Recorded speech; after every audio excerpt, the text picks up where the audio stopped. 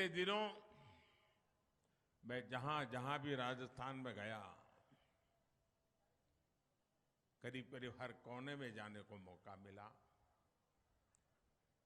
मैंने छोटे छोटे बच्चों की भावनाओं को समझा, माताओं बहनों को सुना, यहाँ के राजनीति के खिलाड़ियों को सुना। हर प्रकार से एक ही गूंज सुनाई देती थी, एक ही बात सुनाई देती है, गहलोत जी, एक ही बात सुनाई देती है, गहलोत जी, कोनी मिले वोट जी, गहलोत जी, कोनी मिले वोट जी। और साथियों, इस चुनाव की एक और खास बात है। राजस्थान के इस चुनाव में हमारी माताओं बहनों और बेटियों ने जिस प्रकार से भाजपा का झंडा उठा लिया है ना, वो काबिल-ए-दाद है जी।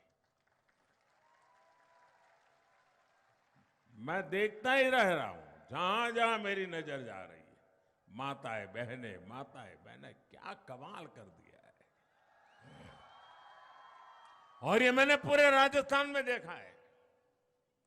राजस्थान की महिलाएं अब कांग्रेस सरकार को एक पल के लिए भी बर्दाश्त करने को तैयार नहीं है। राजस्थान ने आज तक इससे बड़ी महिला विरोधी सरकार नहीं देखी है। इसलिए राजस्थान के जन जन ने कांग्रेस सरकार को उखाड़ फेंकने का संकल्प ले लिया है। और अपनी सौगंध का मान रखना, ये तो राजस्थान की धरती की अपनी ताकत है और यहां की जनता उसे जानती भी है।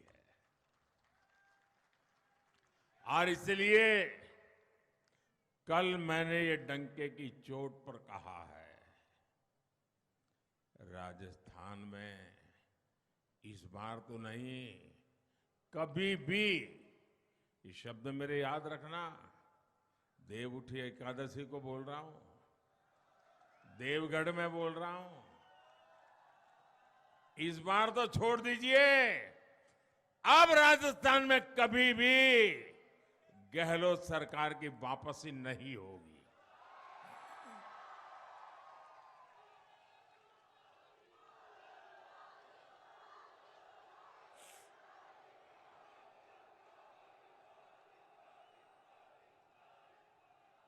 मेरे परिवारजनों, राजस्थान की इस धरती का कण कण वीर वीरांगनाओं के शौर्य की गाथाओं से भरा पड़ा है जी। मगरा मेरवाड़ा का ये क्षेत्र तो महाराणा कुंभा, वीर शिरोमणि महाराणा प्रताप और हल्दी घाटी के गौरव की भूमि है। हम तो पन्ना धाय की वीरता और सूझबूझ की गाथाएं सुनकर बड़े हुए हैं। ऐसे राजस्थान को कांग्रेस सरकार ने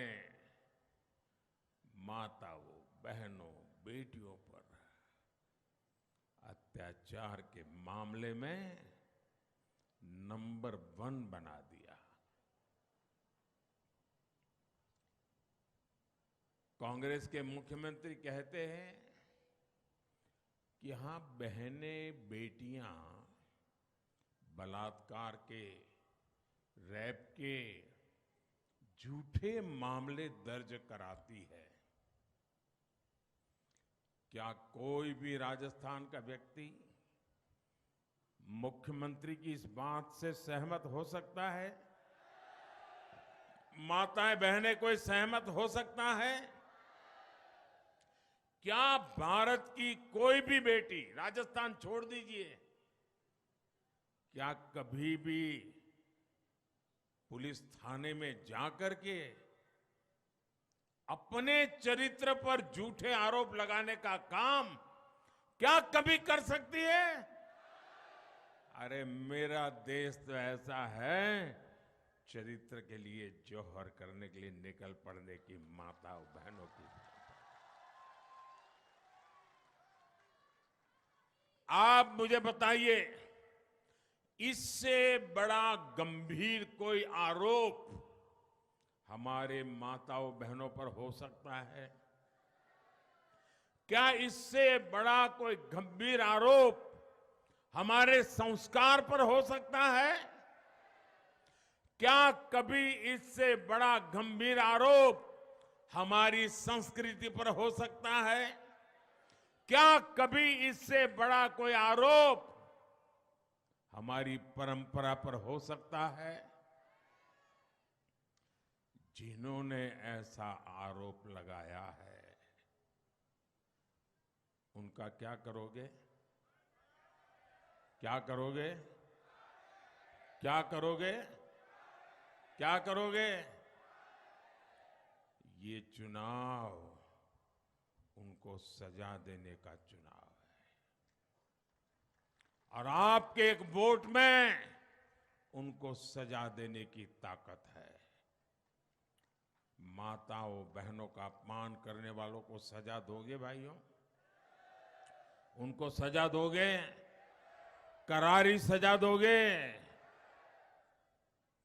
और गहलोत जी के एक सबसे करीबी मंत्री क्या कहते हैं?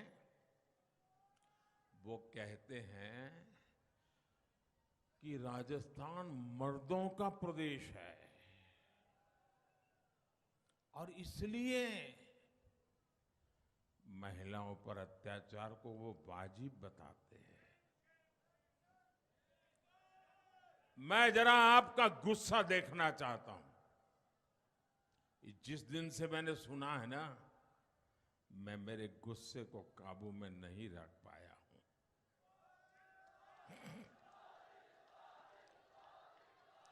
आप मुझे बताइए,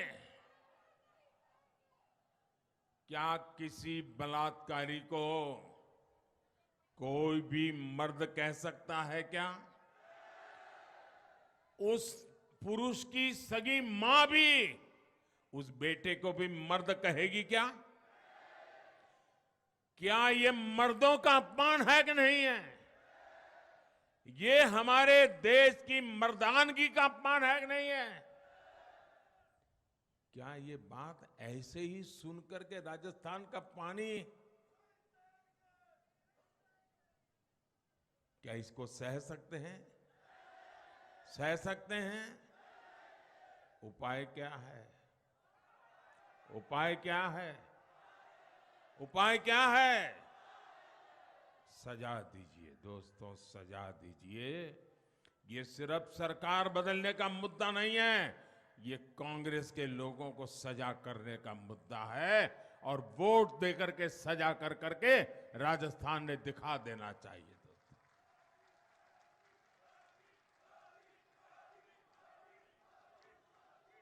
कांग्रेस ने राजस्थान के पुरुषों पर कितना बड़ा कलंक लगा दिया है। क्या ऐसी कांग्रेस को आप लोग माफ कर सकते हैं क्या? साथियों, अगर माफ नहीं कर सकते तो आवाज में दम क्यों नहीं है? धूप लग रही है क्या? ना धूप लग रही है क्या? क्या कांग्रेस को माफ करोगे क्या? कांग्रेस को माफ करोगे क्या? ये गांव गांव जाके बताओगे क्या? हर पुरुष मैदान में आएगा क्या? जो अपने आप को मर्द मानता है वो मैदान में आएगा क्या?